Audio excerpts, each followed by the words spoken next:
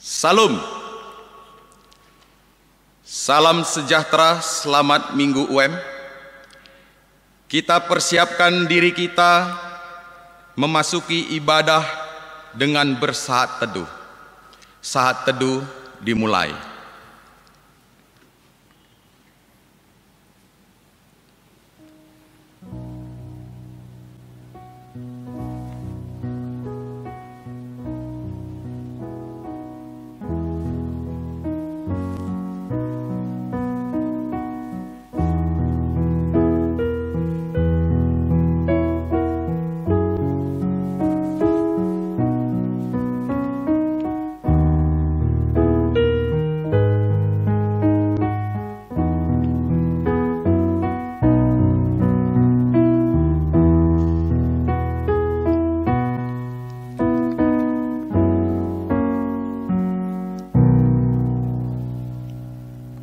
Amin.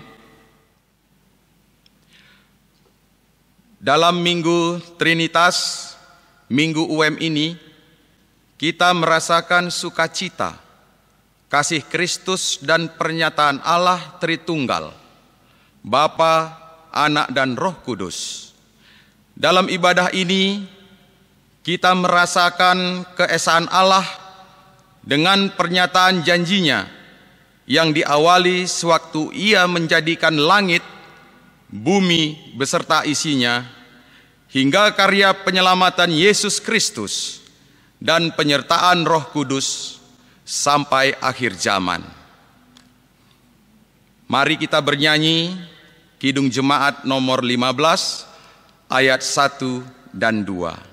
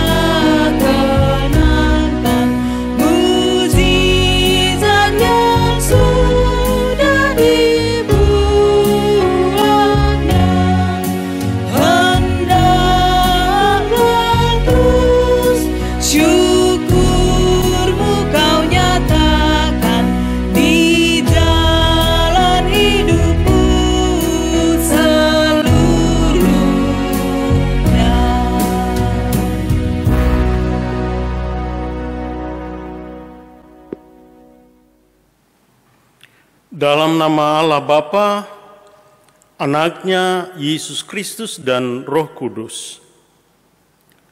Damai sejahtera menjadi milik setiap orang yang berserah kepada Tuhan dan tetap bersekutu dengan Tuhan. Kasih dan kemuliaan Tuhan menemani hidupmu dari sekarang sampai selama-lamanya. Amin.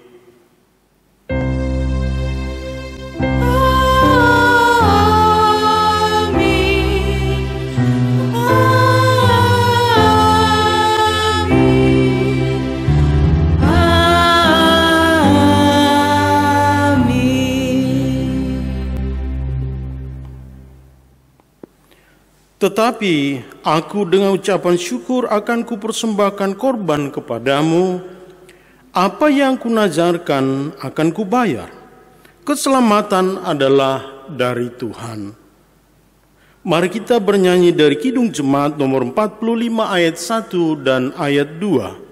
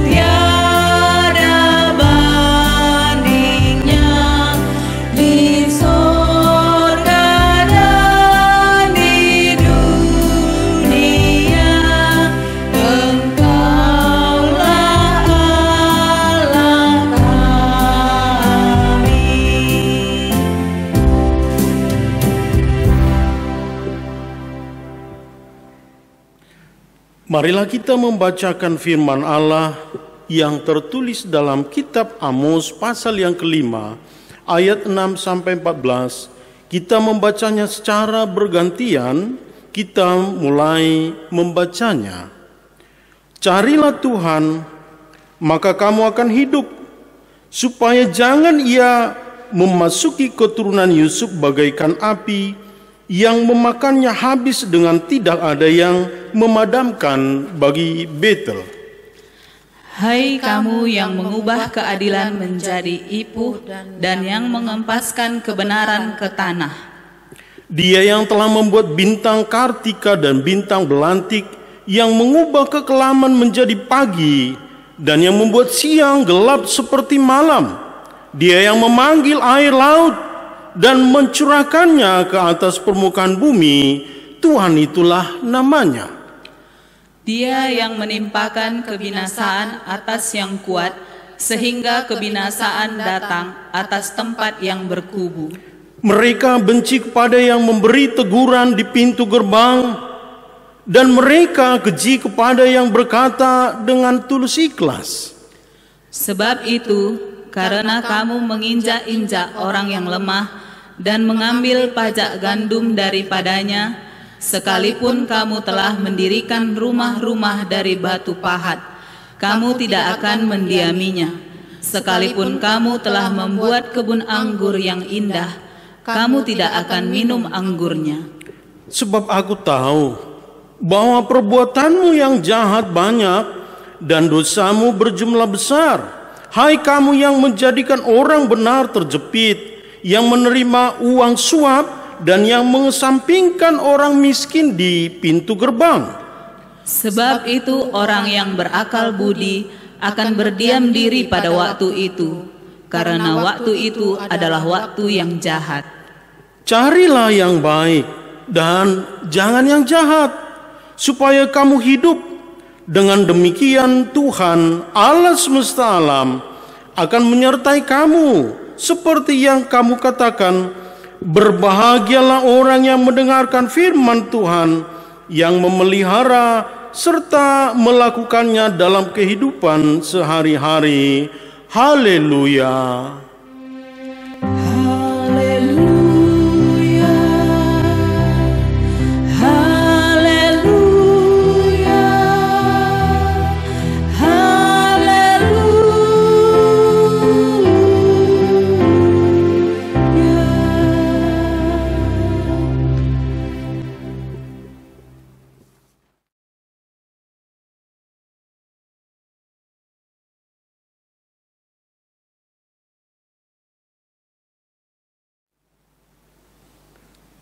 Hadirlah Tuhan memberkati ibadah ini. Kami merindukan urapan dan jamahan Tuhan, agar hidup kami sungguh-sungguh diberkati. Biarlah kuasa Roh Kudus-Mu membantu kami mengerti kehendak-Mu. Kuasa Roh Kudus-Mu membantu kami mengerti apa yang akan kami lakukan sesuai kehendak-Mu. Dalam nama Yesus kami berdoa. Amin. Firman Tuhan untuk kita dari Injil Matius pasal yang ke-12, ayat yang ke-15 sampai ayat yang ke-21. Dari Injil Matius pasal yang ke-12, ayat 15 sampai ayat 21. Demikianlah bunyinya. Banyak orang mengikuti Yesus dan Ia menyembuhkan mereka semuanya. Ia dengan keras melarang mereka memberitahukan siapa Dia, supaya genaplah firman yang disampaikan oleh Nabi Yesaya. Lihatlah, itu hamba-Ku yang Kupilih, yang Kukasihi, yang kepadanya jiwaku berkenan. Aku akan menaruh Roh-Ku ke atasnya, dan Ia akan memaklumkan hukum kepada bangsa-bangsa. Ia tidak akan berbantah dan tidak akan berteriak, dan orang tidak akan mendengar suaranya di jalan-jalan.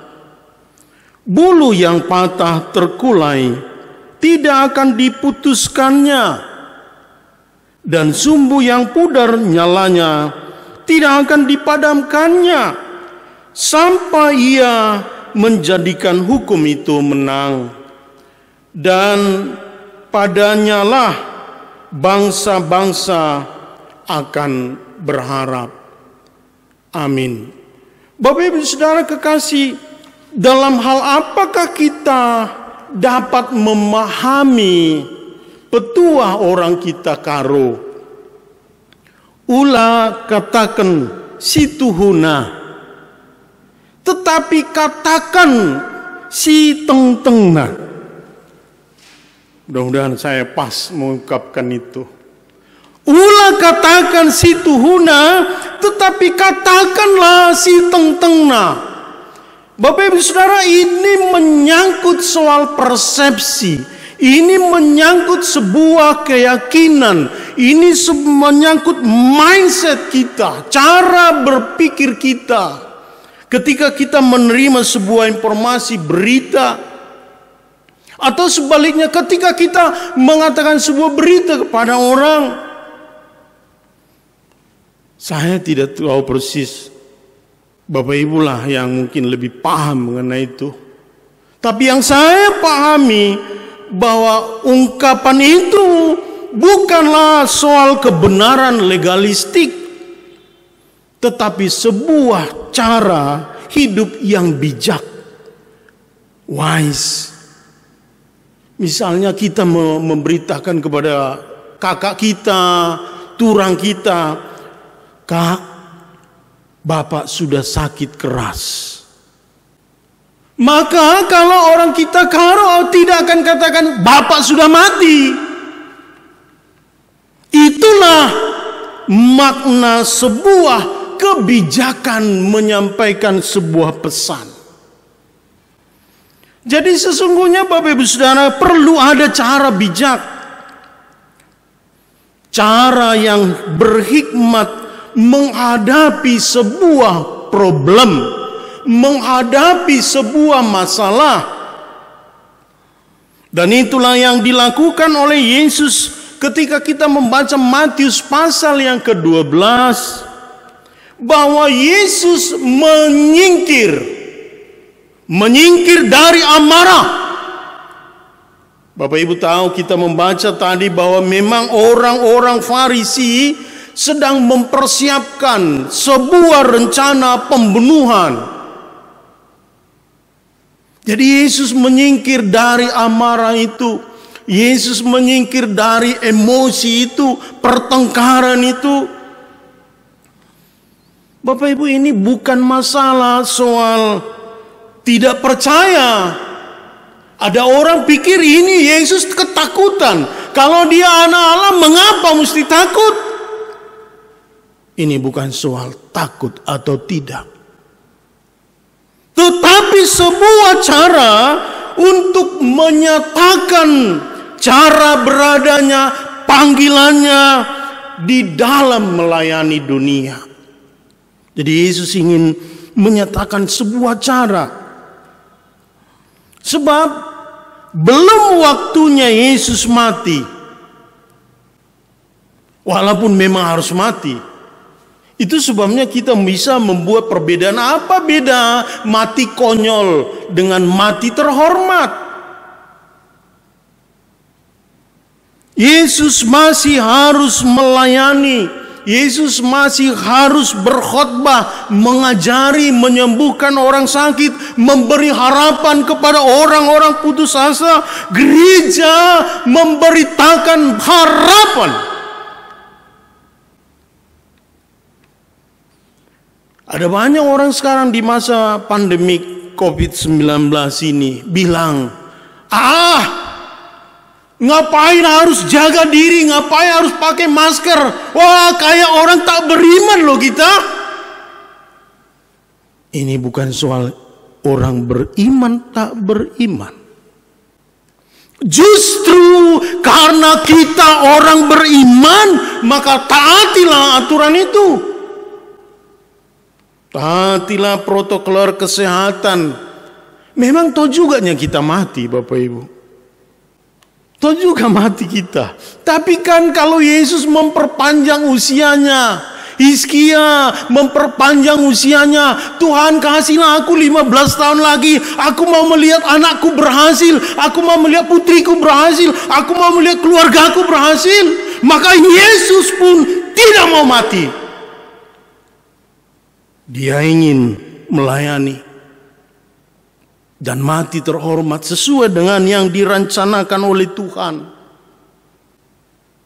Jadi ini bukan soal mati atau beriman atau tidak, tapi soal kita menaati agar kita juga bisa umur panjang mengurus suami, mengurus istri, mengurus anak-anak, mengurus bisnis kita.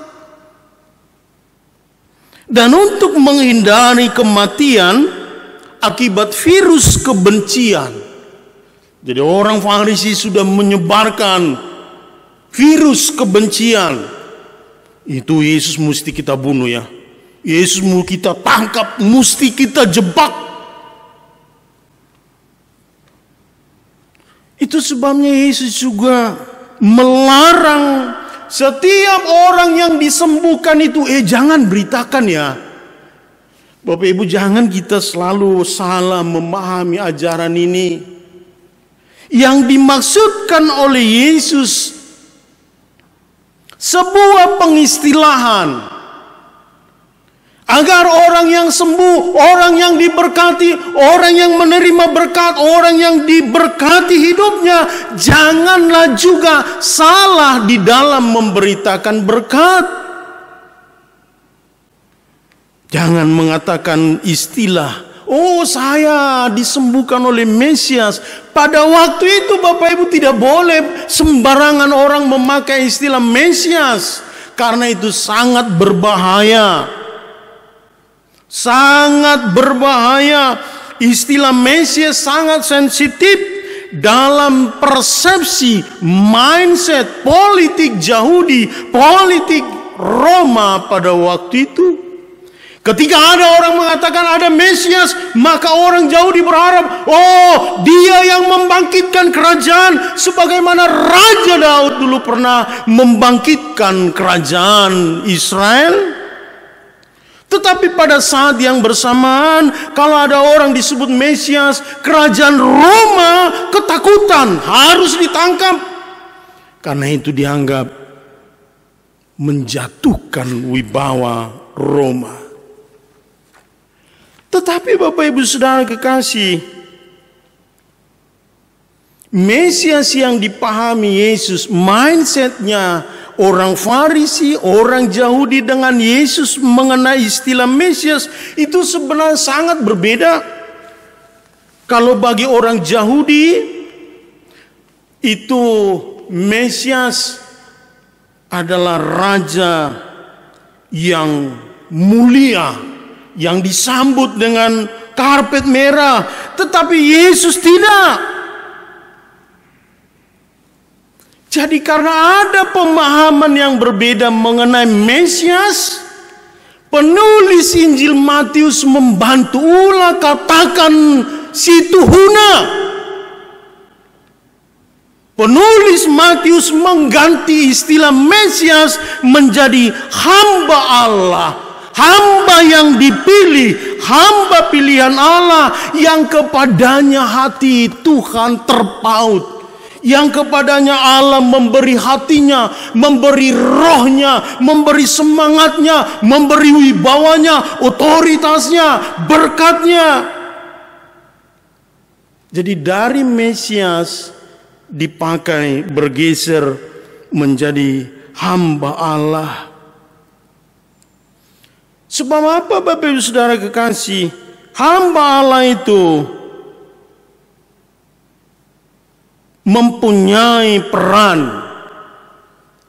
Kita jangan terjebak ya antara posisi dan peran. Ada banyak orang ingin posisi. Ada banyak orang ingin punya jabatan. Ada banyak orang ingin mau menikah, ingin menjadi suami, tetapi perannya belum tentu sebagai seorang suami. Ada banyak orang ingin punya jabatan, tapi perannya belum tentu sesuai dengan jabatannya. Barangkali ada split personality. Jadi Matius memberi istilah hamba Allah adalah peran yang dikatakan tidak mematahkan bulu dan tidak memadamkan sumbu yang pudar. Sesungguhnya Bapak Ibu Saudara, kalau disebut bulu, bukanlah itu hal yang sulit di masyarakat Palestina. Itu bulu semacam tumbuhan, tetapi bukan tumbuhan primadona. Kalau di Riau, Bapak Ibu ada mungkin punya bisnis sawit, itu primadona. Kalau di Tanah Karo, primadona itu jeruk.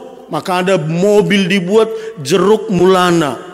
Karena dari jeruklah bisnisnya. Kalau dari kol mulana. Jadi kalau pendeta nanti punya mobil, doa mulana. Jadi mereka memahami apa artinya bulu.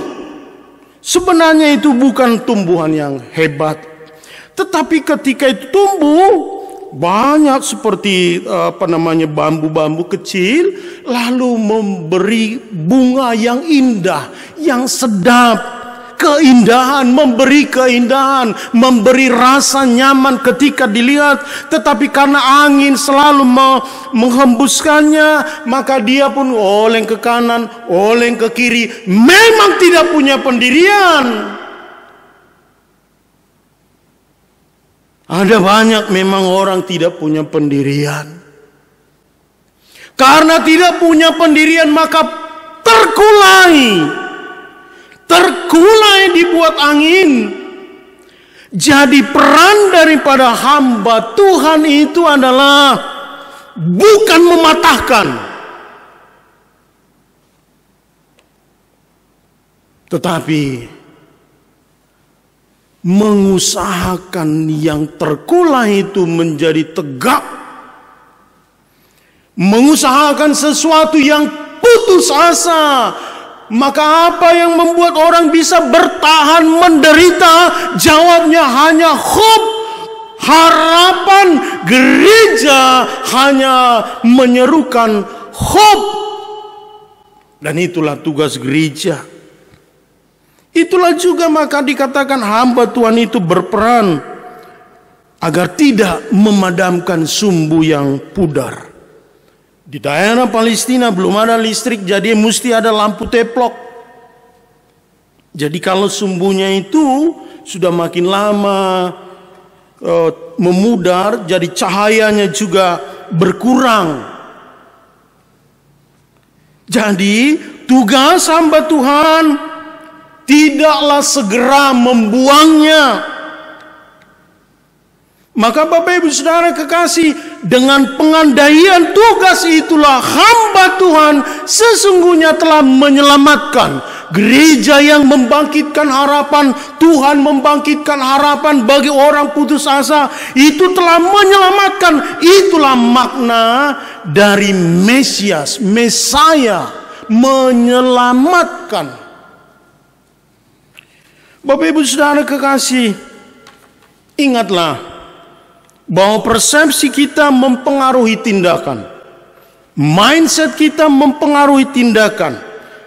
Dan itu berpengaruh pada peran hidup kita. Sama seperti orang Yahudi memahami Mesias sebagai Raja Agung yang mulia. Maka saya sekarang bertanya, katakan sejujurnya, katakan si Tuhuna, dan katakan juga si Tengtengna. Saya mau bertanya, persepsi seperti apakah Bapa sebagai seorang suami memandang istrimu? Katakan sejujurnya. Sebaliknya kepada ibu-ibu, persepsi seperti apakah ibu memandang suamimu?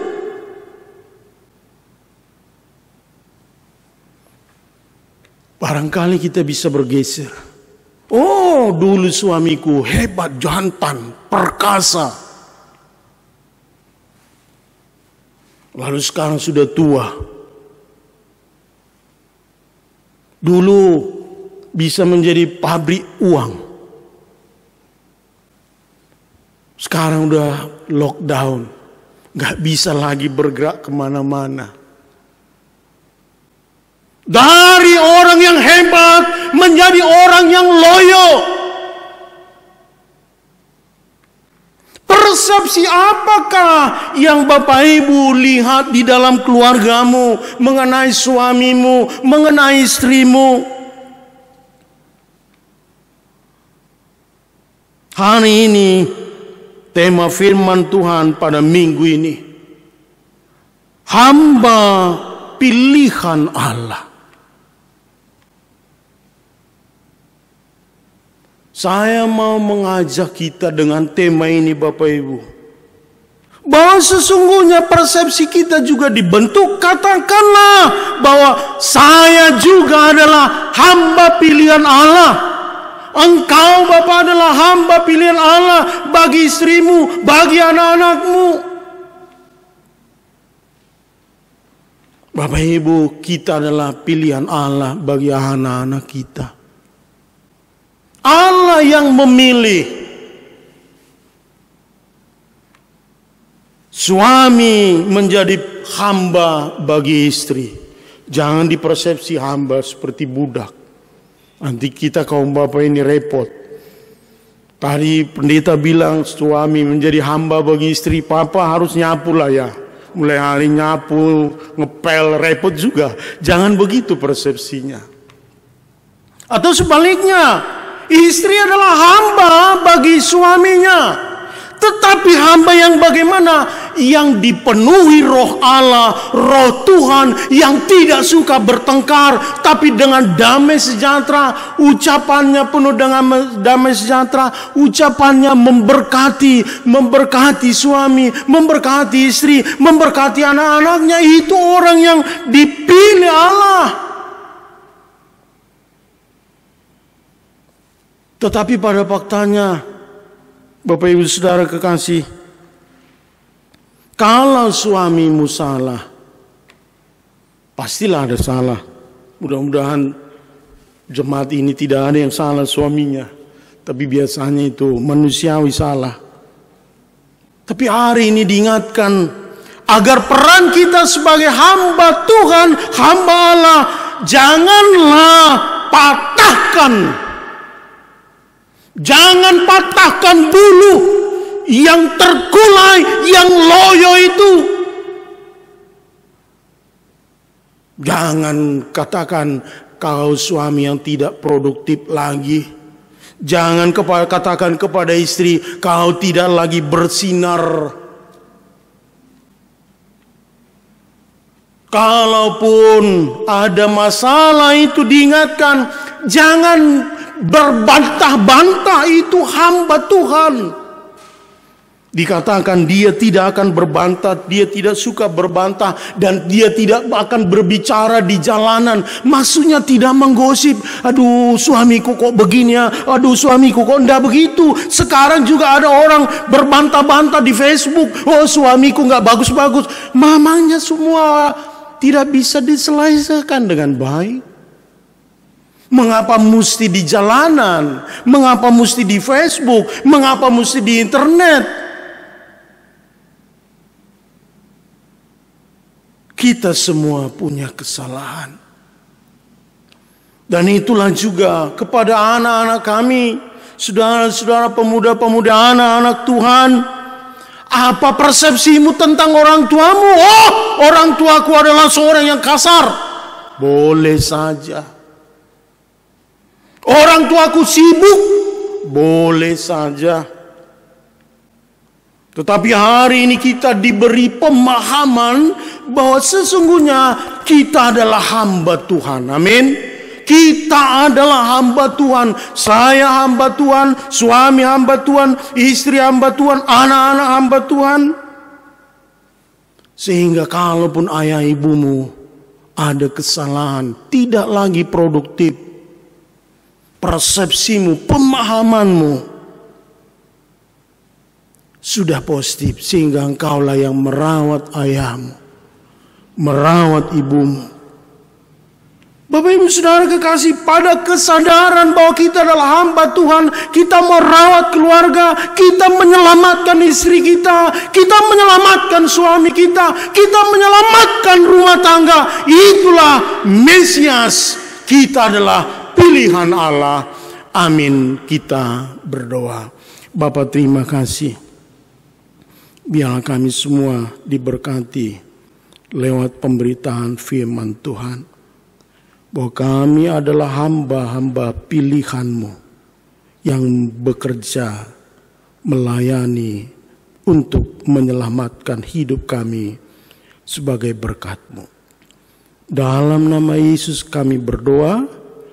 Amin.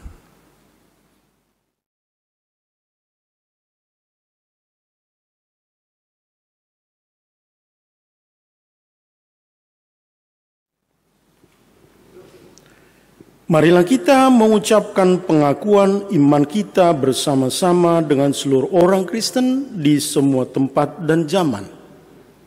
Mari kita mengucapkannya secara bersama-sama.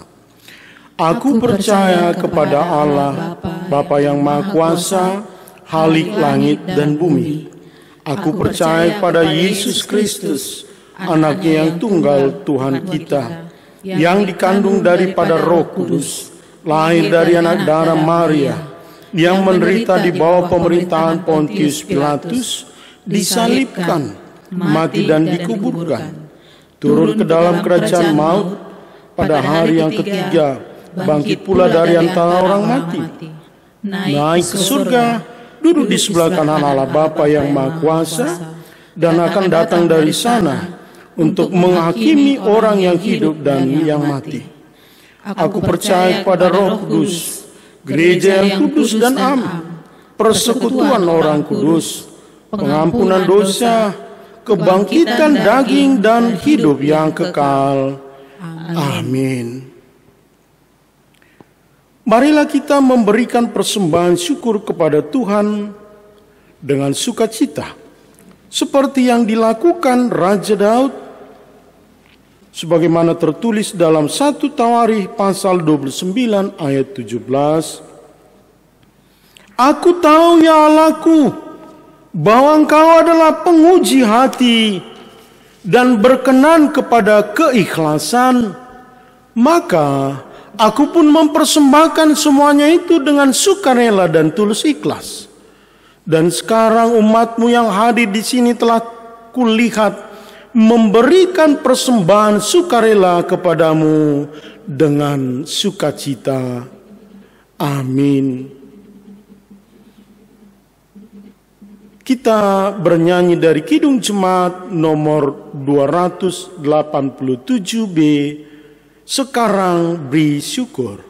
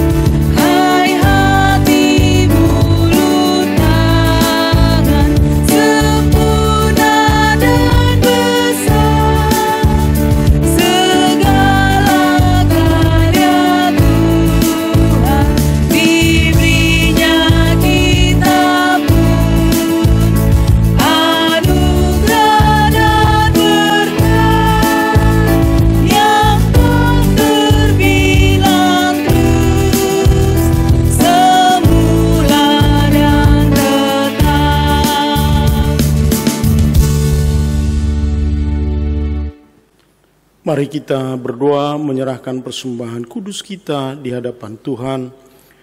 Bapa di surga, sumber segala berkat, Kami bersyukur kalau Tuhan terus memanggil kami dengan panggilan yang mulia. Walau sesungguhnya di masa pandemik ini, banyak usaha kami, banyak usaha jemaat-Mu mengalami kendala. Kami belajar sungguh-sungguh setia Tuhan, agar sesulit apapun hidup kami saat ini, kami ingin memberi persembahan syukur.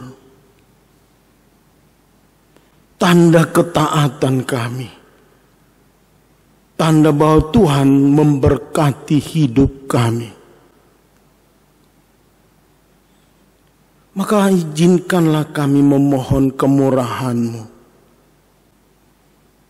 Sesulit apapun hidup yang akan kami jalani, persembahan ini adalah persembahan syukur kami, menjadi dupa yang harum di dalam kerajaan Tuhan, dipakai gereja-Mu untuk pelayanan di gereja ini. Terima kasih Tuhan, dalam nama Yesus kami berdoa. Amin. Mari kita mengikuti acara kita, warta jemaat yang disampaikan oleh hambanya. Warta Kebaktian Minggu, tanggal 14 Juni 2020. Yang pertama, Kebaktian Rumah Tangga atau PJJ, bahan Kuan-Kuanan 6, ayat 12-15, dengan tema Beritakanlah situhu dengan erguna. A. PJJ Peringgan 3 mengadakan PJJ online dengan menggunakan aplikasi Zoom pada hari Senin tanggal 15 Juni 2020 jam 19 WIB. B.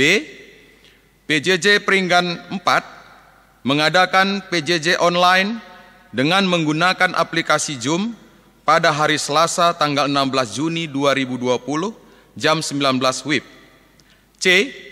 PJJ Peringgan 6 mengadakan PJJ online dengan menggunakan aplikasi Zoom pada hari Minggu tanggal 14 Juni 2020 jam 17 WIB. 2. Sermon Serayan. Sermon Serayan mengadakan PJJ online dengan menggunakan aplikasi Zoom pada hari Senin tanggal 15 Juni 2020 jam 19 WIB. Untuk selanjutnya bisa kita lihat di website kita www.gbkpbatangsseranganmedan.or.id. Demikianlah warta jemaat, kami ucapkan terima kasih. Salam. Kita berdoa. Di sini kami datang ke hadapan Tuhan. Di dalam doa syafaat kami saat ini, memohon kemurahan-Mu Tuhan, agar di masa-masa pandemik ini kami terus diberi pikiran-pikiran yang kreatif, keberanian menghadapi kesulitan hidup, agar hidup kami damai sejahtera, rumah tangga kami penuh damai sejahtera,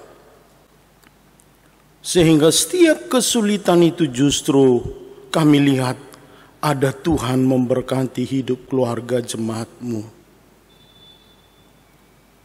Kami percaya Tuhan, usaha-usaha pemerintah, usaha-usaha dari gereja-Mu di tempat ini meneguhkan, mengedukasi, memotivasi kami agar kami mampu menghadapi, bahkan jika Tuhan berkehendak, badai ini segera berlalu. Kuasa-Mu nyatakan bagi bangsa kami, Kuasa-Mu nyatakan bagi hidup kami, Kuasa-Mu nyatakan bagi keluarga kami, sehingga hidup kami terus berjalan mengandalkan kasih Tuhan saja. Bapa di surga, inilah doa kami, permohonan kami, agar Tuhan kiranya memberkati keluarga-keluarga, memberkati ibu rumah tangga, memberkati ibu yang melahirkan, rahim perempuan yang Engkau berkati. Bahkan orang-orang yang belum punya anak pun Engkau berkati seluruh jemaat-Mu. Maka kami bersyukur atas kelahiran yang Tuhan berikan kepada anak-anak Tuhan, hamba-hamba-Mu yang berulang tahun pada minggu 8 sampai 14 Juni tahun 2020 ini. Loravina Sari Bruginting, Arsenio Brahmana, Penatua Hendy Tarigan Esos MIKOM, Dharma Perangin Angin, Penatua Andarias Tarigan SE, Teresia Bro Tarigan, Kabul Ginting, Adele Betvania Bro Tarigan, Dr. Ras Mulia Sembiring, Rehulina Bro Sinulingga, Daniel Sitepu, Dr. Andus Karya di Tarigan, Ratna Nevo Sembiring, Guntur Sitepu SHM Hum, Gabriel Brian Alessandro Sitepu, Dr. Andus Hendra Tarigan, dan Agripa Toar Sitepu SE. Kami membawa nama ini, kami membawa hamba-hamba-Mu ini, agar Tuhan terus mengurapi, memberkati pertumbuhan, usaha-usaha, bahkan sampai tua mereka menikmati kekuatan berkat dari Tuhan. Kesulitan-kesulitan hidup keluarga mereka hanya akan Tuhan selesaikan, karena Engkaulah yang kami andalkan. Demikianlah juga kami bersyukur Tuhan, keluarga-keluarga jemaat-Mu yang berulang tahun pernikahan perkawinan. Kepada keluarga hamba-Mu Penatua Insinyur Cipta Asitepu dengan kekasih hatinya Dr. Anda Preli Berumanik. Juga hamba-Mu Penatua Dr. Andus Gun Tarigan dengan istri tercinta Yohana Boruginting. Bapa, kami bersyukur keluarga-keluarga ini Engkau terus berkati. Di masa-masa menjelang usia tua ini Engkau terus memberi hikmat, agar kiranya semakin tua semakin berbahagialah keluarga ini. Semakin tua semakin diberkatilah usaha-usaha keluarga ini. Tentang anak-anak, kerinduan hati mereka, usaha-usaha mereka, bahkan pelayanan mereka di gereja, di keluarga, di usaha mereka, di keluarganya Engkau berkati berlipat ganda. Bapa di surga, kami percaya itu. Jika Engkau memberkati keluarga-keluarga di dalam kelahiran dan pernikahan, kami saat ini masih tetap memohonkan kepada kemurahan-Mu pemulihan kesehatan. Kami membutuhkan keluarga ini. Kami membutuhkan orang-orang yang kami kasih ini. Nande Mudi Boru Sembiring, Nande Melsi Boru Sihombing, Nande Sri Boru Milala, Nande Basir Boru Siregar, Nande Hartama Boru Tarigan, Nande Franz Boru Sebayang, Nande Marsiani Bruginting, Nande Adi Boru Singarimbun, Nande Manuel Brubarus, Nande Glorious Brupinem, Bapak Diana Sinulingga, Bapak Dananta Brahmana, Bapak Ranta Tarigan, Bapak Lopita Pinem, Doanta Jaya Brahmana, Nande Diego Bro Sembiring. Kami memohon kuasa darah-Mu yang menyembuhkan orang lumpuh, orang sakit, orang buta, bahkan yang mati Kau bangkitkan. Maka bangkitkanlah Tuhan, sembuhkanlah hamba-hamba-Mu ini. Itulah permohonan kami dan itulah doa sembahyang kami. Jadilah kehendak-Mu dalam hidup kami. Dalam nama Yesus kami berdoa. Amin.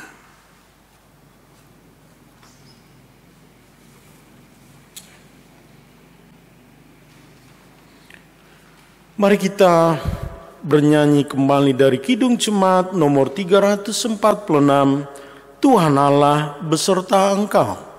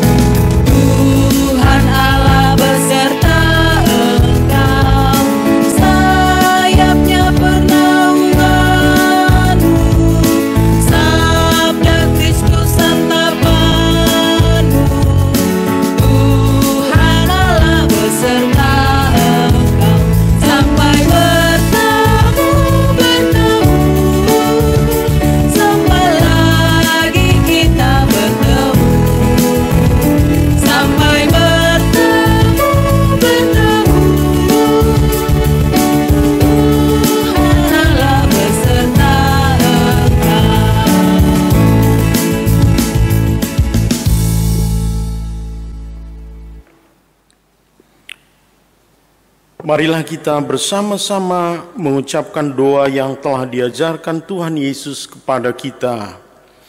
Bapa kami yang ada di surga, dikuduskanlah nama-Mu, datanglah kerajaan-Mu, jadilah kehendak-Mu di bumi seperti di surga.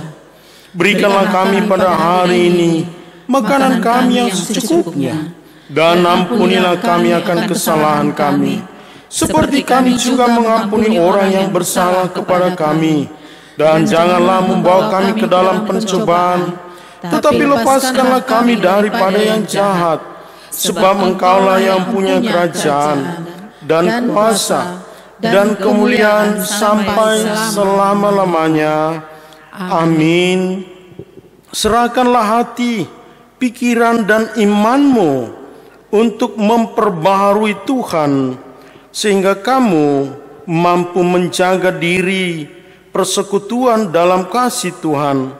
Untuk itu, terimalah berkat Tuhan.